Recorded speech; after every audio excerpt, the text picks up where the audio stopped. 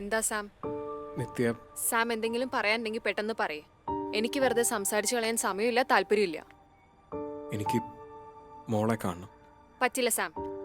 മോളെ എടി പ്ലീസ്, എനിക്ക് അവളെ ജസ്റ്റ് ഒന്ന് കണ്ടാ മതി. ചേച്ചിക്ക് അടുക്കളയിൽ വേറെ പണിയൊന്നുമില്ലേ?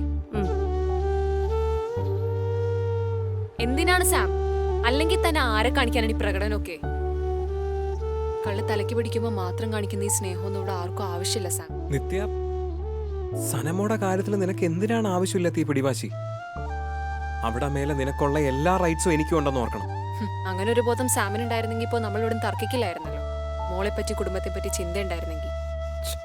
എനിക്കിനി വിഷയം സംസാരിക്കാൻ താല്പര്യമില്ല സാം.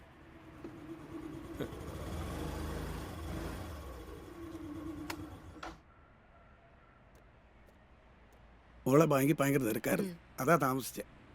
വൈകിട്ട് വണ്ടി ഒന്നുകൂടെ തരണേ. പറഞ്ഞാ മതി. ശരിയെന്ന്. മോളെ എന്തെങ്കിലും പ്രശ്നമുണ്ടെങ്കിൽ ഇയാൾ പരിഹരിക്കൂ. നിങ്ങളൊന്ന് പോണം. സാറ് കുറച്ചൊരു മാന്യമായി സംസാരിക്കണം.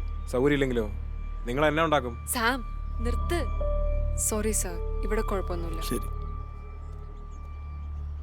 എന്താ സാമിന്റെ പ്രശ്നം? എല്ലാവരും വെറുപ്പിച്ച് സാം ഇത് എങ്ങോട്ടാ? ഇനി എനിക്ക് പറ്റില്ല. നിത്യ, എനിക്ക് മടുത്തു ഈ റിലേഷൻ. ഒന്ന് പോയി തരൂ പ്ലീസ്.